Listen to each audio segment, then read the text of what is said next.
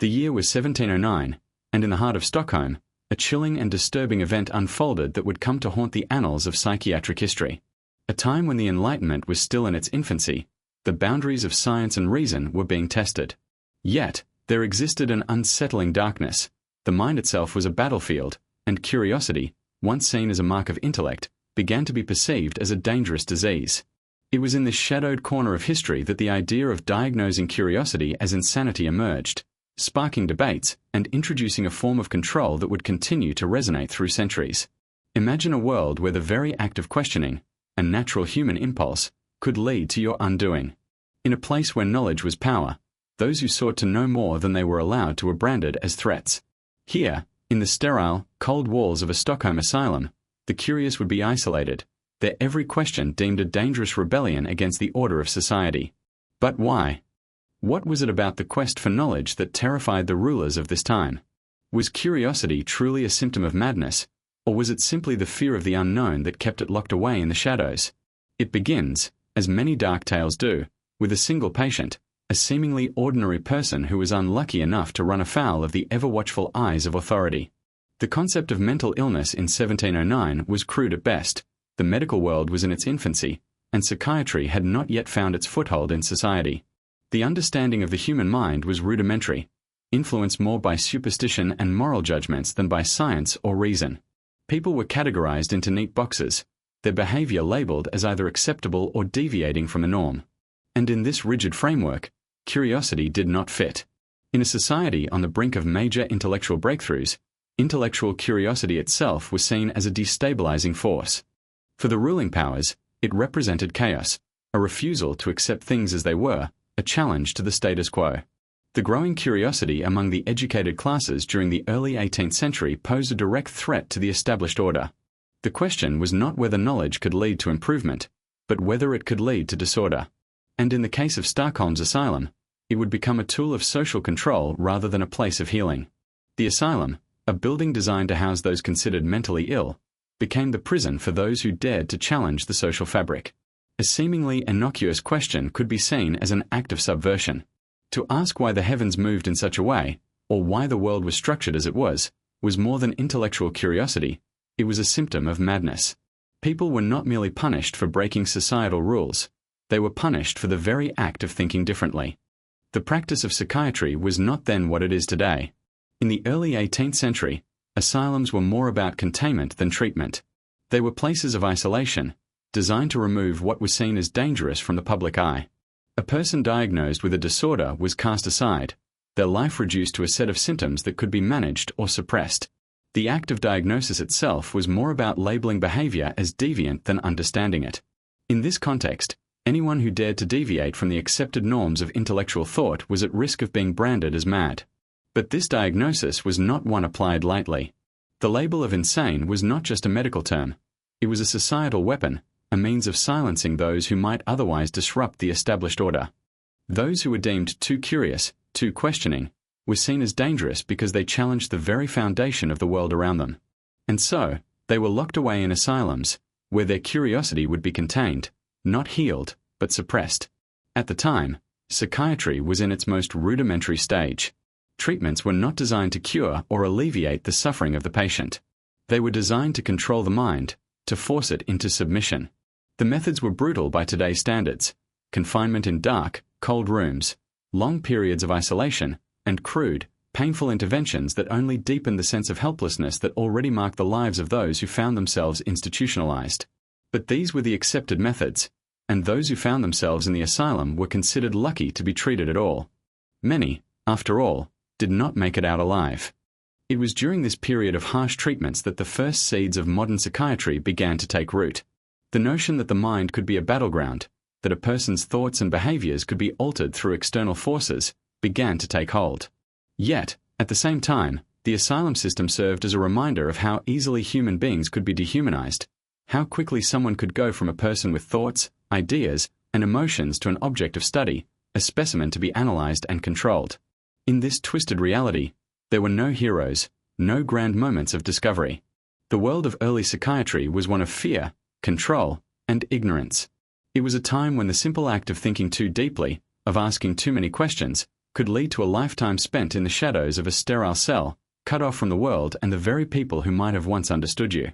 It was a time when curiosity was not a virtue, but a crime. The horror of it all lies in the understanding that this treatment was not just a reflection of medical ignorance, it was also a reflection of society's deep-rooted fear of what it did not understand. Curiosity, in all its forms, was a challenge to the social order. And in a world where conformity was valued above all else, even the simplest questions could be seen as acts of rebellion. As the story unfolds, we begin to see the deeper implications of this fear. What happens when a society decides that certain ways of thinking are simply too dangerous to allow? What are the costs of such decisions?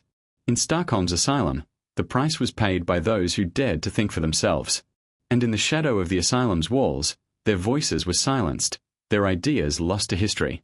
This haunting chapter in the history of psychiatry calls us to reflect on the ways we treat those who think differently today. Are we truly free to ask questions, to challenge the status quo, or are we, too, at risk of being marginalized for the same curious impulses that once led others to their doom? And what does it say about us as a society when we continue to fear the very thing that makes us human, the desire to understand, to know, and to grow? The strange and unsettling tale of Stockholm's Asylum is not just a reflection of the past, it is a warning for the future. For in the act of silencing curiosity, we not only condemn those who seek answers, but we also risk condemning ourselves to a future of ignorance. And it is in this dark corner of history that we must look for the lessons that will guide us forward, before curiosity becomes, once again, a crime. The early 18th century was a time of great upheaval, a period straddling the fading remnants of the medieval worldview and the dawning of the Enlightenment. In Stockholm, as in much of Europe, society was in a constant state of flux, torn between the old superstitions and the new wave of rational thought. The Enlightenment, with its emphasis on reason, science, and intellectual curiosity, was beginning to challenge the rigid doctrines that had previously governed both the mind and the body. Yet, while many were embracing these new ideas, others clung to the belief that society's fabric could be unraveled by too much questioning. In the streets of Stockholm, a city gripped by both the wealth of the Swedish Empire and the lingering shadows of medieval mysticism, intellectual and philosophical debates were beginning to emerge. The sciences, once thought to be the province of a few privileged elites, began to spread among a wider circle of thinkers. New ideas about the nature of humanity, the universe, and society were taking root. But this intellectual flourishing was not universally welcomed. To some, this new age of inquiry appeared as a direct threat to the established order. The Church, which had long held sway over the hearts and minds of the people, was beginning to lose its absolute grip on the interpretation of life, death, and everything in between. The rising tide of scientific curiosity, even in its most benign forms, was seen as a rebellion against God's will and the societal structures that kept the world in balance. At the same time, the foundations of modern medicine were beginning to emerge, but they were still in their infancy. The field of psychiatry, in particular, was less a science than an experiment in social control. The understanding of mental illness was rudimentary at best, with many conditions still attributed to supernatural forces or moral failings. The early psychiatric diagnoses were based on vague and often arbitrary criteria. Someone who behaved oddly or asked too many questions could easily be branded as mentally ill. The idea of an asylum was not to treat patients in a compassionate or scientifically informed manner, but to contain them, to remove the dangerous elements of society, and to keep them out of sight. This environment created the perfect storm for the development of practices that would seem barbaric and unjust by today's standards. People were diagnosed with mental illnesses for reasons that had little to do with their actual psychological well-being and much to do with their social behavior. Those who could not conform to societal expectations, those who dared to challenge established norms, be it through intellectual curiosity, questioning religion, or even engaging in behaviors deemed inappropriate, were often the ones most vulnerable to institutionalization. At the heart of this was the profound fear of the unknown.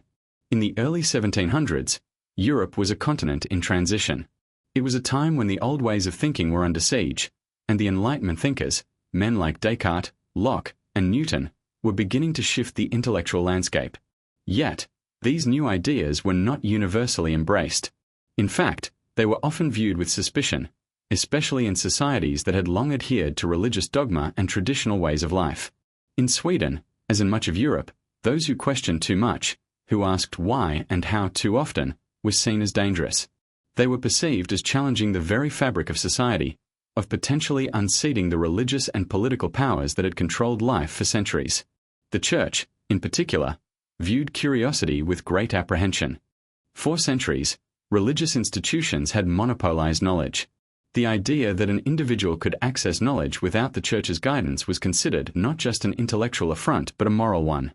The pursuit of knowledge, when not guided by divine will, was seen as a form of rebellion, even heresy.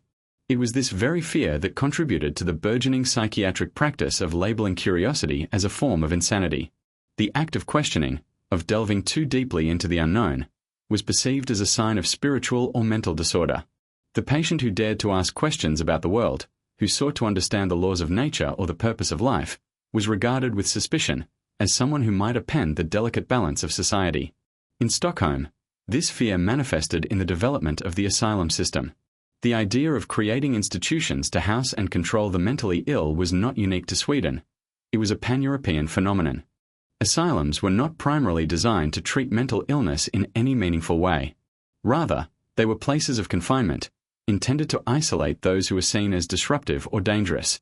In a world where conformity was the ultimate virtue, those who stood out were viewed with distrust. Asylum officials, largely uninformed by modern psychiatric knowledge, treated a wide array of human behaviors as pathological. A person who exhibited too much intellectual curiosity could easily be labeled as insane and sent away to be locked up in one of these institutions. In a society where rigid social roles were expected to be maintained, the concept of a free-thinking individual was an anomaly. The human mind was not yet understood as a complex and nuanced system but as something that could be easily controlled or contained. Psychiatry, as a field, was more concerned with managing behavior than diagnosing true mental illness. Thus, those who dared to think differently, who questioned authority or sought to understand the world around them, were at risk of being confined. Intellectual curiosity became a dangerous act, one that could lead to a life behind the high walls of an asylum. The asylums themselves were not places of healing. They were, instead, places where individuals were subjected to the whims of authorities who saw them as nothing more than broken machines to be fixed. Those labeled as mentally ill were often subjected to treatments that were more cruel than curative. Isolation, physical restraint, and primitive forms of therapy were common. The notion of rehabilitation was largely absent.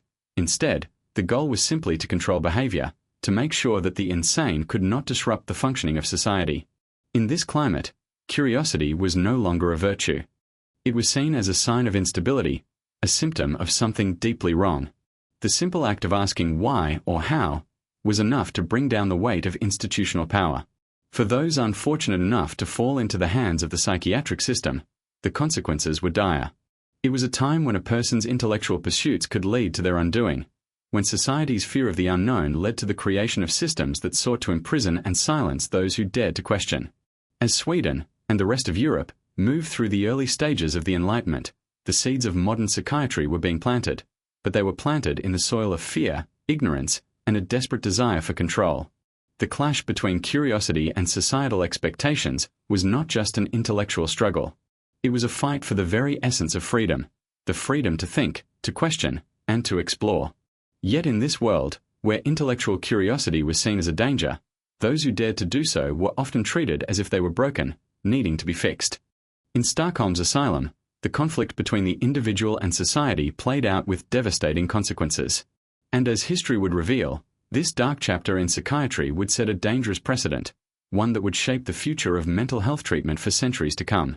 In the early 18th century, psychiatry was in its nascent stages, a field struggling to define itself while largely operating in the shadows of more established medical disciplines.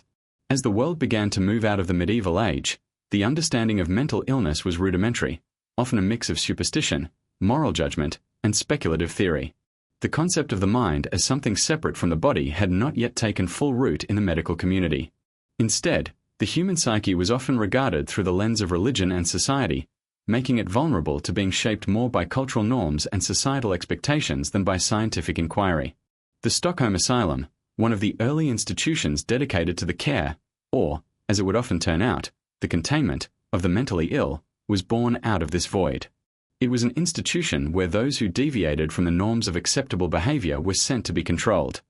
The development of such asylums wasn't driven by a deep understanding of mental illness but by a need to manage the population, to keep those whose behavior was deemed dangerous or unsocial from disturbing the public peace. In fact, the primary function of asylums like the one in Stockholm was not care, but containment. The notion of mental illness, as it was understood in this early phase, was largely defined by the visible behaviors of a person and their ability to conform to social expectations. The notion of treatment in these early institutions was a far cry from the medical practices we would recognize today. For one, there was little to no understanding of the various mental health conditions that exist in modern psychiatry.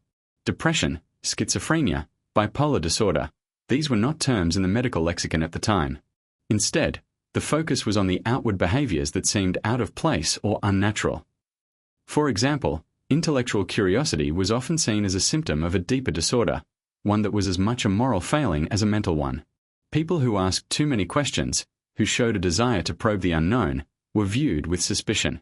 To be curious about the world, whether it was to question the natural world, religious dogma, or the established social order, was seen as an act of defiance. And in this environment, defiance was often viewed through the narrow lens of mental illness. It is within this context that the Stockholm Asylum found its purpose. The institution was not built to house the severely mentally ill in the way we might think of today, those experiencing psychosis, delusions, or hallucinations. Instead, it was designed to manage those who did not fit the mold of acceptable behavior. Curiosity, intellectual dissent, and a refusal to conform to societal expectations were behaviors that could easily lead to institutionalization. Those who were inquisitive, who sought knowledge that didn't come from prescribed sources, were often seen as mentally unstable. The line between normal and insane was often blurred, with intellectual curiosity being an easy marker for those who could be deemed as mentally ill. The Stockholm Asylum, like others of its time, followed a set of unscientific practices when it came to diagnosis and treatment.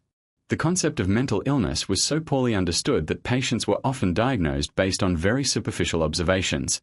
The diagnosis of insanity often came down to nothing more than being seen as disruptive or socially inconvenient. There was no deep exploration of the underlying causes of behavior. Instead, those deemed mentally ill were often subjected to whatever treatments were deemed appropriate by the medical staff, which were frequently more focused on control than on healing. One of the early treatments used in asylums was isolation. Those who were institutionalized were frequently placed in dark, cold cells, separated from the rest of the world. This was intended not as a form of therapy, but as a method to break the patient's will, to force compliance, to suppress the supposed dangerous impulses that made them a threat to society. The environment itself was designed to instill fear, to make the patient realize their position within the social hierarchy. The mind was seen as something that could be subdued through sheer force, and those who found themselves behind the walls of the asylum were viewed as needing to be broken before they could be reintegrated into society, if they ever were.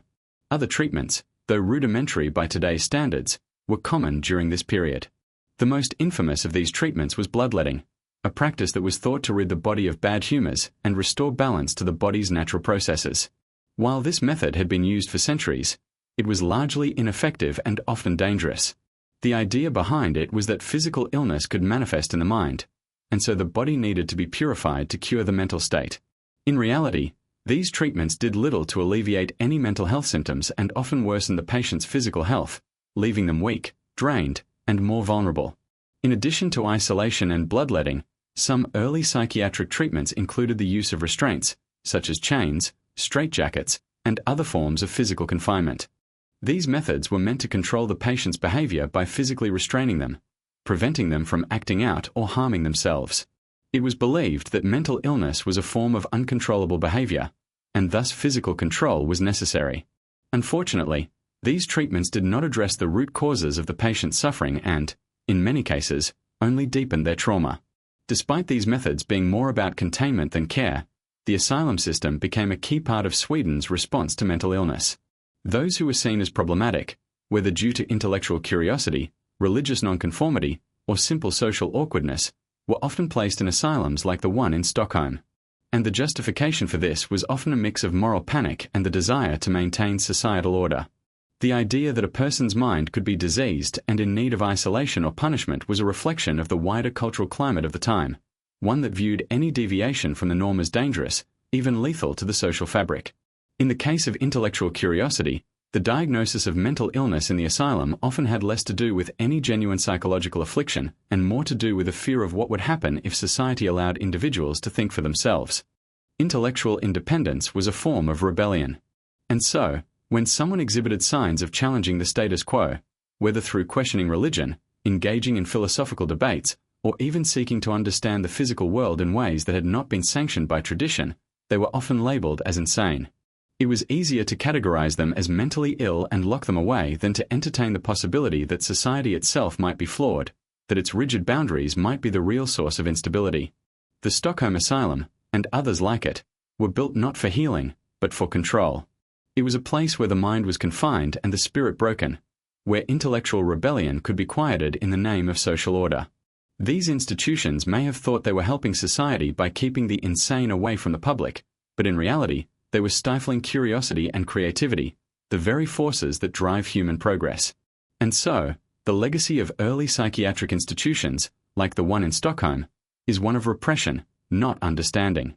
The individuals who were locked away, their intellectual pursuits dismissed as madness, were often the ones who might have brought about change. Instead, their voices were silenced, their thoughts dismissed as dangerous. As psychiatry would slowly begin to evolve over the next centuries, it would still bear the scars of this early, brutal approach, an approach that saw difference, not as diversity to be embraced, but as something to be erased. In the early 1700s, a world still dominated by rigid societal norms and religious doctrine, the simple act of asking questions became a dangerous proposition.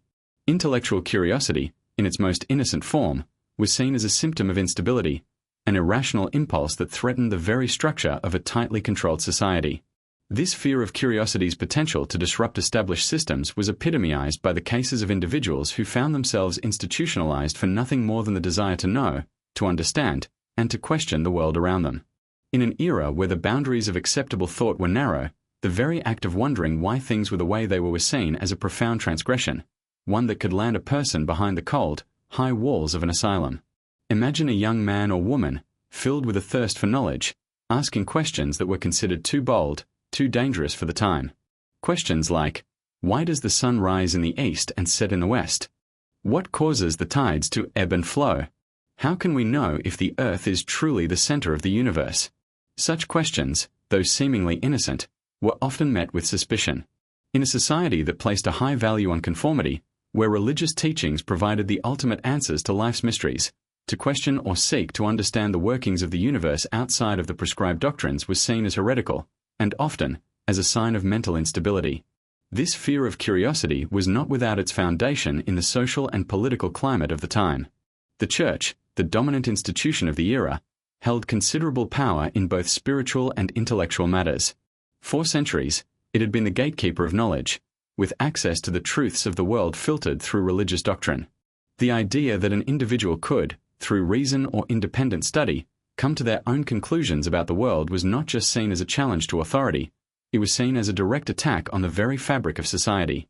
The Church and the ruling powers of Europe understood that if people were allowed to think for themselves, to form their own ideas, the social order could be upended.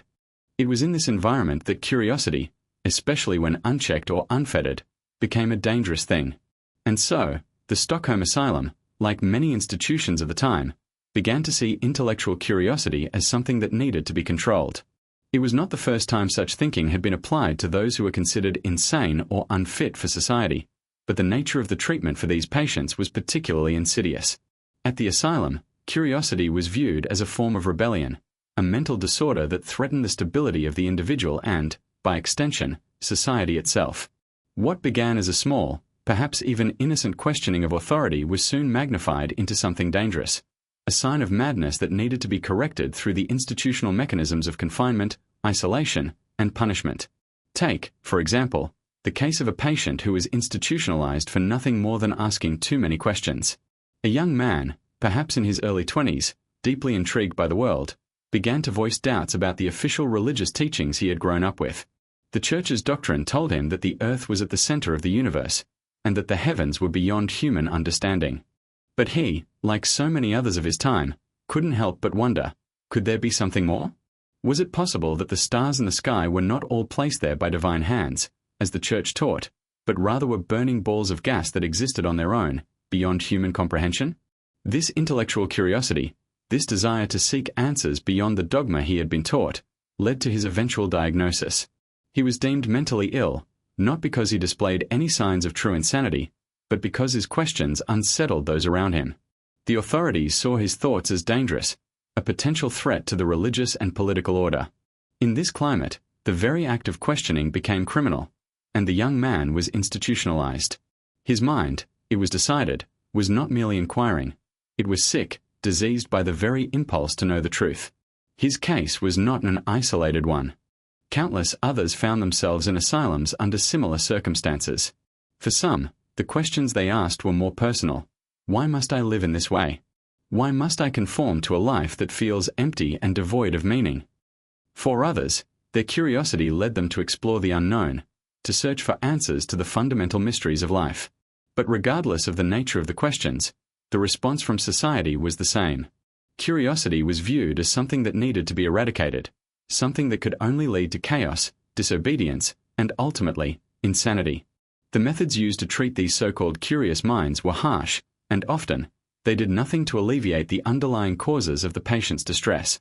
Asylum treatments at the time were primitive, relying on techniques that were more about subjugation than healing. Confinement was the most common form of treatment. The curious patient, removed from society, was placed in a cell, isolated from the rest of the world. This physical isolation served as a metaphorical one. It was a way to stifle the person's intellectual exploration, to stop the dangerous thoughts before they could take root. In many cases, patients spent months, even years, alone in dark, damp rooms, their thoughts no longer free to roam, their minds locked within the confines of the institution. Other treatments were even more barbaric. Bloodletting, a practice that had been used for centuries, was still common in early psychiatric institutions. The belief was that by purging the body of bad humors, the mind could be cleansed as well. The young man who had dared to ask questions might have been subjected to this treatment in an attempt to purge the illness from his body. The idea was that by making the patient physically weak, by literally draining the life from them, the rebellious thoughts would also dissipate. It was a cruel and ineffective method that not only failed to address the true nature of the patient's suffering but often left them physically debilitated. Restraints were another tool used to control patients. Chains, straitjackets, and other forms of physical constraint were employed to keep the curious minds from wandering too far, from thinking too deeply, from asking too many questions. These restraints, though sometimes used with the intention of keeping the patient from harming themselves or others, were often more about control than care. The idea was that by physically restraining the body, the mind would also be restrained. The patient was not allowed to think freely or act according to their own will. They were trapped in their own body, bound by the same fear that had led them to question in the first place. For those who were curious enough to challenge the religious and political systems of their time, the asylum became a prison, not just of the body, but of the mind. Their intellectual rebellion was treated as a sickness, and their treatment was aimed at breaking them, forcing them into submission. The idea that intellectual curiosity could be a symptom of madness was not merely a product of ignorance. It was a reflection of a deeply ingrained fear, the fear that if too many people began to ask questions, if too many minds began to think independently, the entire social structure would collapse. And so, the curious were silenced. Their questions went unanswered, their ideas lost in the labyrinth of the asylum's walls. They were forgotten, their stories buried beneath centuries of shame and misunderstanding. But their treatment speaks to a larger truth, one that transcends time. It is a reminder of what happens when a society fears the power of independent thought, when curiosity becomes a crime, and when the pursuit of knowledge is seen as a threat rather than a gift. These forgotten patients of Stockholm's asylum are not just victims of early psychiatric practices. They are symbols of something much larger, the struggle between conformity and curiosity, between control and freedom. They remind us that curiosity is not a disease, but a natural part of what it means to be human. And as we look back at this dark chapter in history, we must ask ourselves, how much have we really changed? Is curiosity still a dangerous thing in some parts of the world? And what can we learn from those who were once labeled mad for simply asking, why?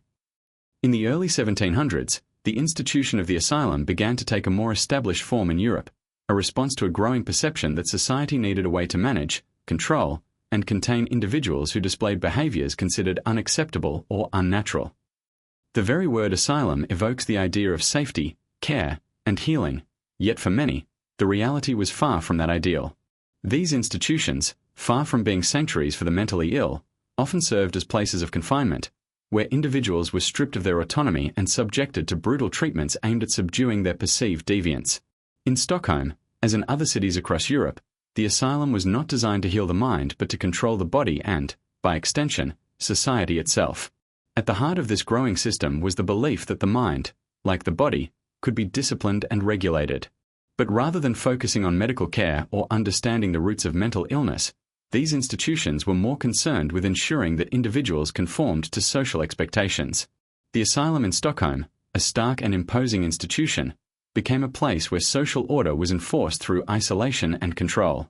It was a place where the curious, the nonconformist, and the intellectually restless could be placed out of sight, away from society, under the guise of treatment for mental illness. While the Stockholm Asylum was initially established to house individuals who exhibited behaviors deemed unusual or disruptive, its function soon grew to include the containment of anyone whose actions or thoughts were considered too dangerous to the social order. And it wasn't just the violently insane or those who were deeply disturbed by modern standards that found themselves behind its walls. Many of the people who ended up there were individuals whose only crime was their failure to conform, people whose minds and actions did not fit into the tidy box of what society deemed acceptable. These were the people whose behaviors were seen as a threat, those whose curiosity led them to question established norms, and those whose refusal to simply obey could not be tolerated. In the early years of the asylum system, the very definition of mental illness was vague and fluid. It wasn't defined by what we would now consider a clinical diagnosis, but by a set of social and moral codes. If a person's behavior deviated from the accepted norms, whether by asking too many questions, rejecting religious dogma, or behaving in a way that was seen as immoral or unnatural, they were categorized as insane and sent to the asylum. The Stockholm Asylum, like others of its time, was primarily a tool of social control, rather than a place of healing or rehabilitation. Its mission was not to treat the patients, but to remove them from society, isolating them from the world so that their behavior could be neutralized. The treatment methods employed within the walls of the asylum were brutal and primitive, reflecting the prevailing attitude of the time. Mental illness was something to be suppressed, not understood. Isolation was perhaps the most common form of treatment. Patients were often placed in dark, dank cells, cut off from the rest of the world. The goal of this isolation was not to help the patient, but to break their will, to force them into submission. The idea was that by removing the patient from society and subjecting them to the cold, stark conditions of the asylum, their errant thoughts would eventually be cured. But instead of curing anything, this forced isolation often made the situation worse. The absence of human contact, the lack of stimulation, and the oppressive environment of the asylum led to further deterioration of the patient's mental states. In fact, for many, the asylum became a place of greater torment, not healing. In addition to isolation, other forms of treatment were employed, each more barbaric than the last. Bloodletting, which was still common in many parts of Europe, was one of the most widely used methods. The belief was that the body's humors, a concept inherited from ancient Greek medicine, needed to be balanced in order for the mind to heal. The idea that mental illness was linked to bodily imbalance led to a variety of invasive treatments, most notably bloodletting, in which patients had their blood drained in an effort to restore health. This archaic practice, while intended to purify the body, often left patients weak and debilitated, and did nothing to address the underlying causes of their mental distress. Physical restraint was another common treatment used in asylums like Stockholm's. Patients, especially those who were deemed violent or unmanageable, were often confined in straitjackets or chained to walls. The idea was that by physically restraining the body, the mind would also be controlled. This approach was rooted in the belief that mental illness was linked to the body, and that if the body could be subdued, the mind would follow. But this treatment was based on a fundamental misunderstanding of mental illness and often led to further psychological harm. Instead of alleviating the patient's suffering, restraint intensified their feelings of helplessness and fear. The very methods designed to cure the patients only reinforced their sense of isolation and powerlessness. But perhaps the most insidious aspect of the early asylum system was the complete lack of understanding and compassion for the patients. In many cases, the treatment was not even focused on healing the mind or addressing the causes of the patient's distress. Rather, it was about punishment, about making the patient conform to the accepted norms of society. For patients in Stockholm's asylum, this meant being stripped of their autonomy, their voice, and their ability to think freely. It meant being forced into a system that sought to suppress curiosity, creativity, and individuality. For those who were institutionalized for simply asking questions or challenging the status quo, the asylum was not a place of care, but a place of repression. In this context, the idea of mental illness became a convenient label to justify the mistreatment of those who could not, or would not, conform. The asylum system reflected a broader social fear, the fear of difference. It was easier for society to lock away those who questioned, those who dared to challenge established beliefs, than to allow them the freedom to explore and express their ideas. And so, intellectual curiosity, that very quality which drives human progress, was seen as a dangerous sign of madness. Those who displayed it were ostracized, confined, and subjected to treatments that sought to suppress their thinking.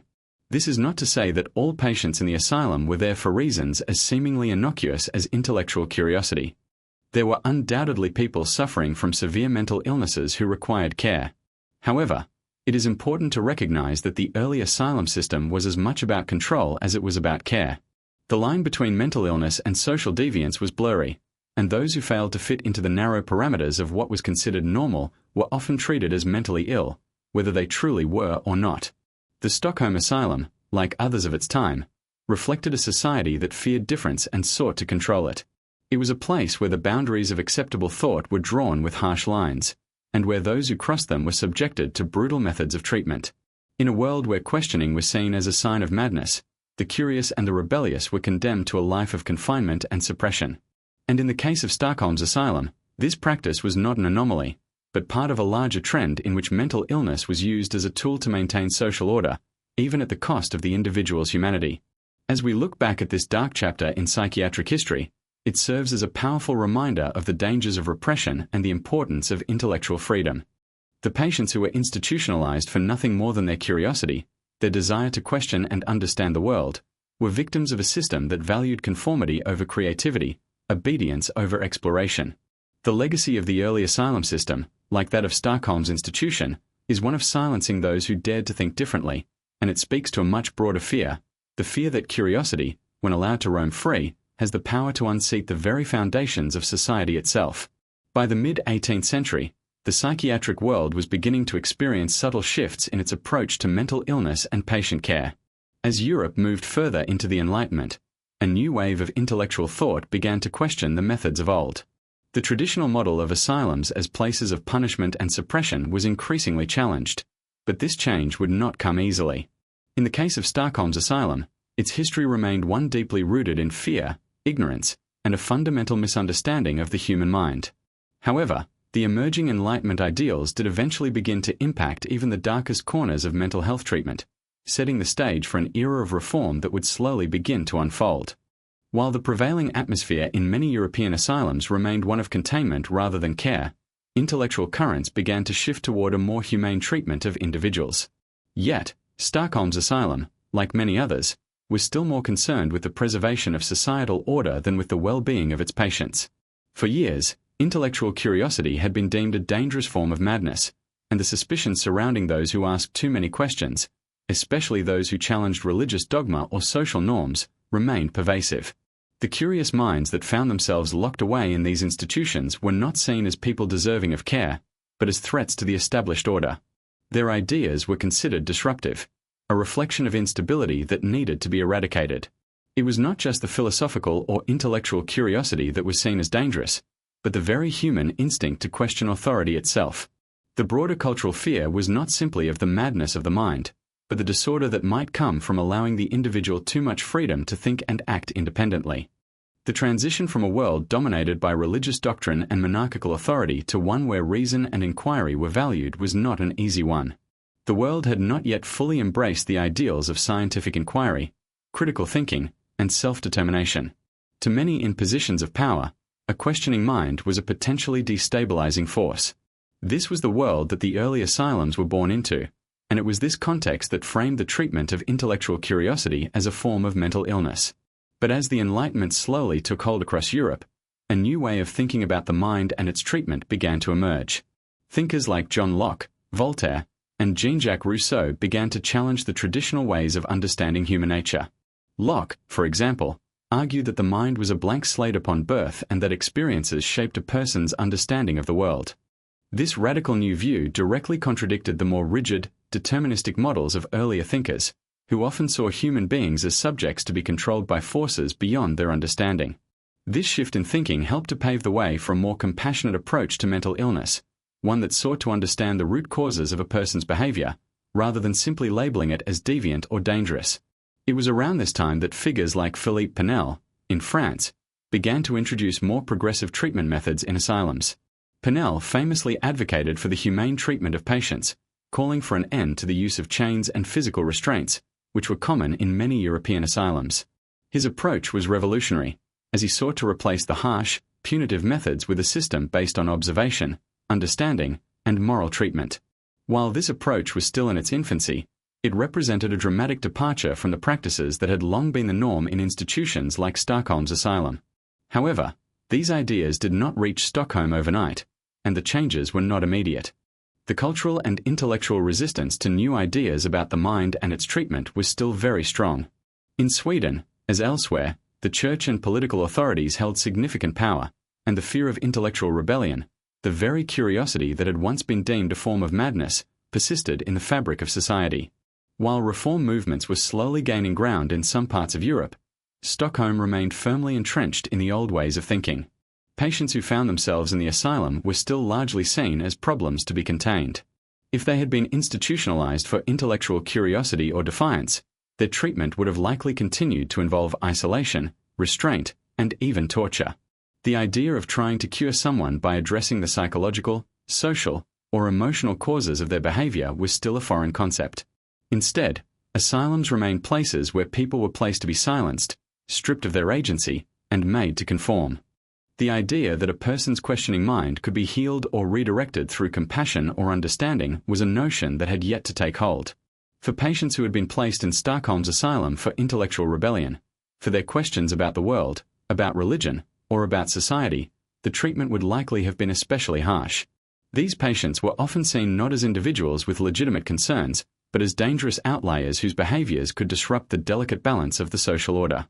The medical staff, often poorly trained and underfunded, would have relied on crude and ineffective methods to try to contain these unruly minds. The underlying assumption was that intellectual curiosity itself was a symptom of mental illness, not an inherent part of the human experience. And so, the asylum's walls were not just physical barriers to keep the patients confined, but symbolic walls that prevented the free expression of thought. The people who ended up in these asylums were often those who simply couldn't, or wouldn't, conform to the roles that society had laid out for them. They might have been deeply religious, questioning the foundations of their faith. They might have been rebellious intellectuals, pushing the boundaries of accepted knowledge and seeking answers to the mysteries of life that others were content to leave unexplored. Or they could have been simply people who, for one reason or another, didn't fit into the rigid framework of societal norms. These people were treated as anomalies, as individuals whose very existence threatened the structure of society. Yet, in the midst of this oppression, there were signs that things were beginning to change. While reform came slowly, the seeds of new ideas about the mind and the treatment of mental illness were being planted. Across Europe, a growing number of reformers began to question the assumptions that had long governed psychiatric care. They began to ask, was it possible that people diagnosed with mental illness weren't inherently dangerous, but were simply misunderstood? Was it possible that curiosity, instead of being a symptom of madness, was a sign of an active and engaged mind? These questions, though still far from widespread acceptance in the early 18th century, began to challenge the foundational assumptions of psychiatry. In Sweden, the growing influence of Enlightenment thinking began to have some impact, albeit a slow one. Philosophers and reformers in the country began to advocate for the idea that mental illness should be understood through the lens of reason, rather than superstition or fear. They argued that a person's behavior should be examined in context, and that social, environmental, and psychological factors needed to be considered when determining whether someone was truly mad. Yet, despite these philosophical shifts, Stockholm's asylum remained largely unchanged, clinging to outdated practices. Still, the questioning of intellectual curiosity as madness, once considered heretical, began to take root as part of the broader intellectual reformation of Europe. It would take many more years, even centuries, for the transformation to be fully realized. The push toward more humane and scientifically informed psychiatric practices would eventually lead to the creation of modern institutions that focused on healing rather than suppression. But in the context of Stockholm's asylum, these changes were still on the distant horizon. For the time being, the curious minds who sought answers were still viewed with suspicion, still relegated to the shadowy corners of the asylum, their questions left unanswered. But even as reformers began to push back against the entrenched practices of the past, the story of Stockholm's asylum serves as a cautionary tale. It reminds us of the dangers of viewing intellectual curiosity as a threat and of the devastating consequences that can arise when society seeks to suppress rather than nurture the mind. In the battle between conformity and curiosity, the history of Stockholm's asylum stands as a stark reminder of how easily we can fall into the trap of fearing what we do not understand, and how much we stand to lose when we silence the questioning mind. By the late 18th century, as the Enlightenment movement continued to spread across Europe, the rigid paradigms of mental illness that had previously defined asylums began to erode, albeit slowly. The ideological shift that began to sweep through Europe had profound implications, not only in the realms of philosophy and politics but also in medicine. Ideas about the human mind, its workings, and the nature of mental illness were being challenged and redefined, laying the groundwork for new approaches to psychiatric care. However, despite these changes in intellectual circles, the practices at institutions like the Stockholm Asylum remained stubbornly entrenched in antiquated and often brutal methods, deeply resistant to the emerging scientific and humane approaches. In Sweden, as across much of Europe, the treatment of mental illness was still steeped in a combination of fear, superstition, and ignorance. While intellectual curiosity was slowly being recognized as a legitimate pursuit of knowledge, the traditional view that such curiosity was an indication of mental instability lingered long after it had been questioned by more progressive thinkers. This was especially true in the Stockholm Asylum, where patients who demonstrated a rebellious desire to understand the world around them were still labeled as insane and treated accordingly. The idea that the human mind could function in ways that went beyond mere conformity was not yet fully understood, and those who dared to defy the prescribed norms of society often found themselves behind bars, not of a prison, but of an asylum. It is important to remember that this period in history, particularly the early years of the 18th century, was one marked by severe religious and social constraints.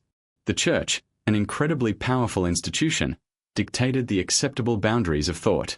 To question religious dogma, or to seek to understand the natural world outside of the confines of Christian doctrine, was considered an act of rebellion. This fear of intellectual dissent was directly reflected in the way patients were treated in asylums like Stockholm's.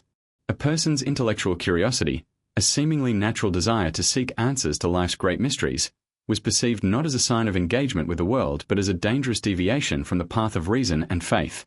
In the case of those who were diagnosed with insanity because of their questioning minds, the treatments they endured were both physically and psychologically damaging. The use of restraints, bloodletting, and isolation were the standard treatments, aimed not at curing any perceived illness, but at forcing compliance and breaking the spirit of the patient. The Stockholm Asylum, a reflection of the broader asylum system of the time, was designed not to understand or alleviate suffering but to control and suppress. Those who were deemed intellectually disordered were often subjected to a harsh regimen that left them physically debilitated, mentally drained, and emotionally shattered. These treatments, far from offering relief, perpetuated a cycle of despair and fear that only further entrenched the view that the mind, if left unchecked, could lead to complete disarray. In an institution like Stockholm's Asylum, the very act of questioning the status quo was enough to label an individual as mad. To ask why, or to doubt established truths, was to challenge not only the authority of the church and the state but the very fabric of social order.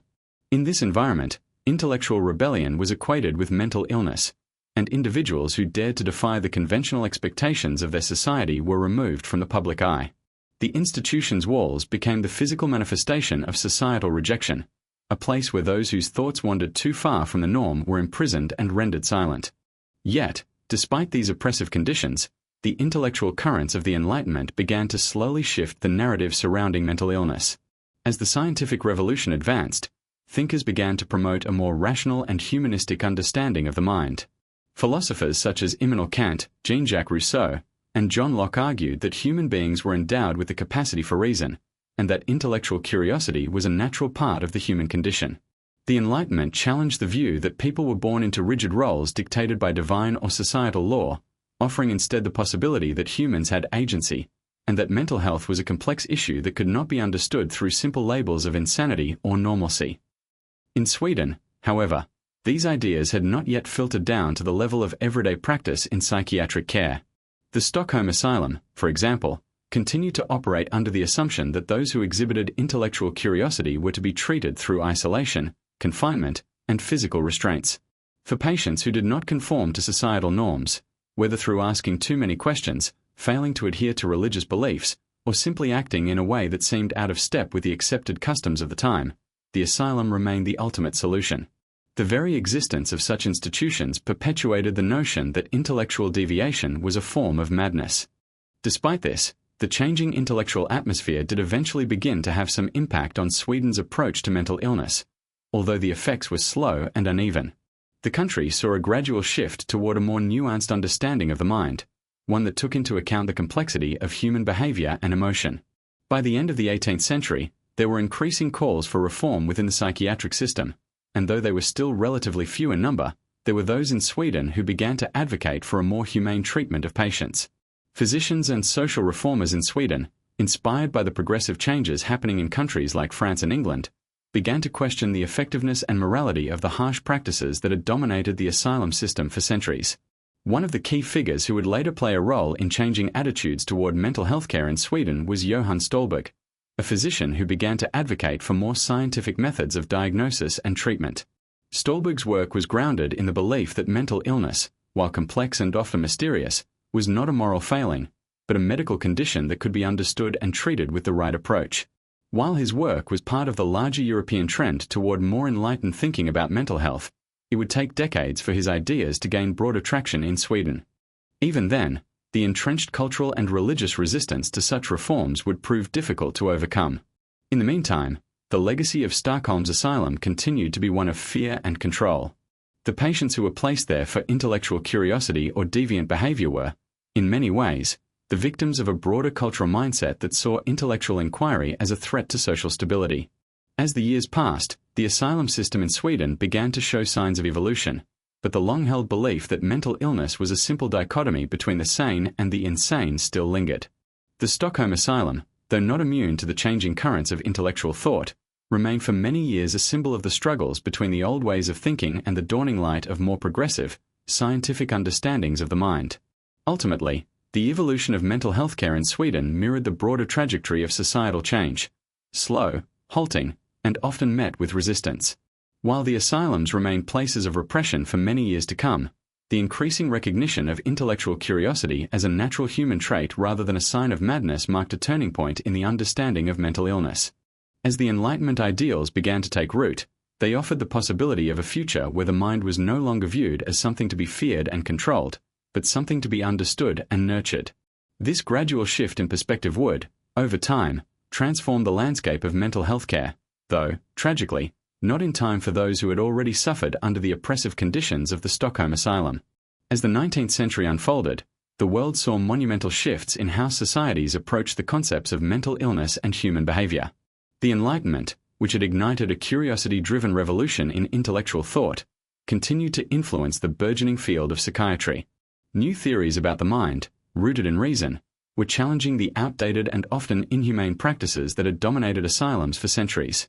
Yet, despite these advancements, institutions like the Stockholm Asylum remained rooted in an older framework, one that viewed intellectual curiosity as a form of insanity. The shift toward understanding mental health as a complex, multifaceted issue was slow, and the scars of the past would not be easily erased. In the broader context of psychiatric care, the 19th century witnessed the birth of the medical model of mental illness. Pioneers like Philippe Pinel and William Tuke began to revolutionize the treatment of psychiatric patients. Pinel, in particular, became famous for his insistence on the humane treatment of patients, advocating for the removal of chains and restraints from individuals labeled as insane. This marked a dramatic departure from the brutal practices that had long been the norm, emphasizing instead the importance of understanding the patient's condition and providing them with the respect and care that any human being deserved. Pinel's work laid the foundation for what would later be known as moral treatment, which advocated for a more compassionate approach to mental illness, centered on kindness, structure, and purpose. In Sweden, however, the application of these progressive ideas was slow. The Stockholm Asylum, which had housed many individuals deemed insane for their curiosity or for questioning social norms, remained largely unchanged for much of the 19th century. Even as Europe advanced in its understanding of mental illness, Sweden continued to lag behind. The medical community in the country, still heavily influenced by traditional notions of religious doctrine and societal control, viewed intellectual curiosity as a symptom of madness, not as a natural part of human development. As such, the treatment of patients remained deeply punitive, grounded in isolation and confinement, rather than understanding and treatment. The patients who were institutionalized in Stockholm's asylum for their curiosity or intellectual rebellion were not so different from those who were institutionalized elsewhere in Europe for similar crimes. They were people who dared to ask questions, to explore beyond the boundaries of accepted thought, and to challenge the status quo. In an era where dissent was often punished, these individuals were not viewed as pioneers of reason, but as threats to the social order. Their inquisitive minds, instead of being celebrated, were suppressed, sometimes violently, always cruelly. In Stockholm, intellectual rebellion remained equated with madness.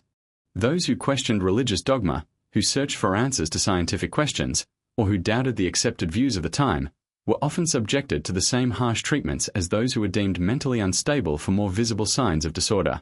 The asylums were places not of healing but of control. The asylum in Stockholm, far from being a place of refuge for those struggling with mental illness, was a mechanism of repression, a place where the curious were forced into submission through isolation and mistreatment. As more enlightened ideas began to spread across Europe in the 19th century, the world started to understand mental illness as a more nuanced condition. No longer was it simply about a person's outward behavior or beliefs.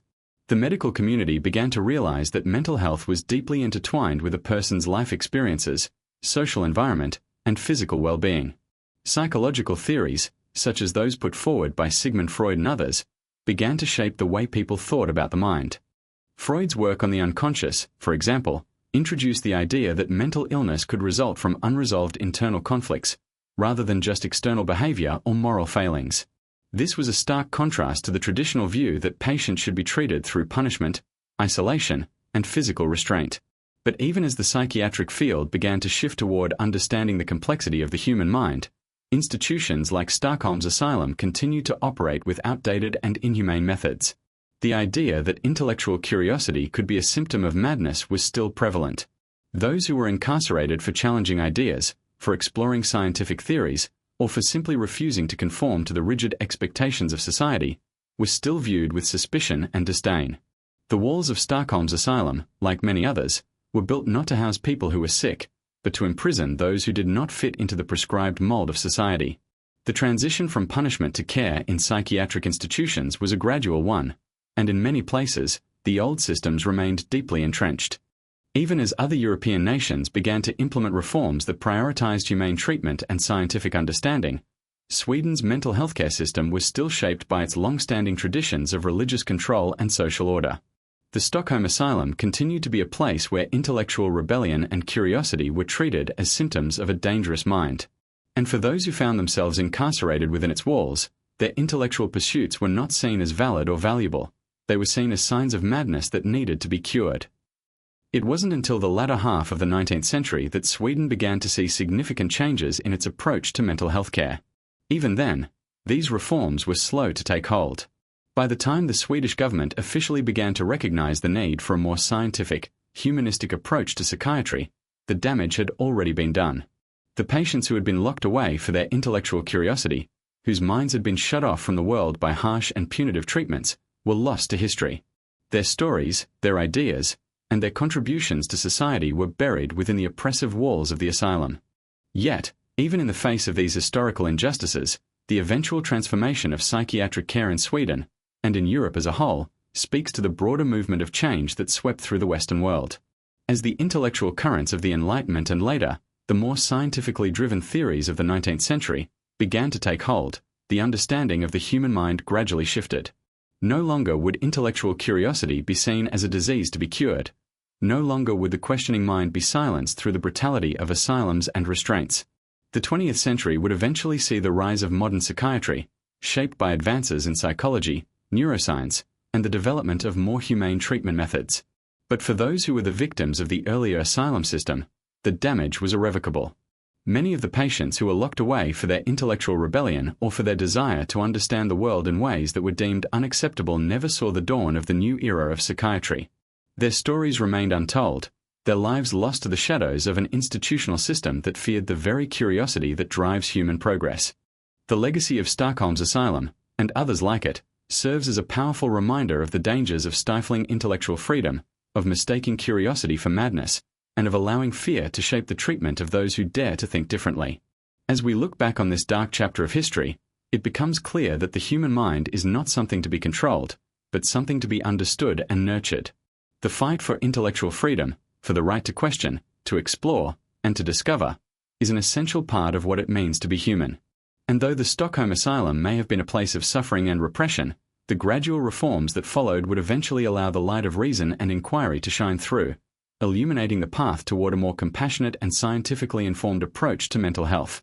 The first half of the 20th century brought with it a wave of reforms that slowly but steadily began to dismantle the barbaric practices that had long been the hallmark of mental health institutions, including asylums like the one in Stockholm. These reforms were the product of multiple factors, including scientific advancements, a growing recognition of human rights, and the aftermath of 2 world wars, which collectively forced societies to reconsider their approach to mental illness. The world was witnessing profound shifts in the way it thought about the mind, and these shifts would eventually redefine the very nature of psychiatric care.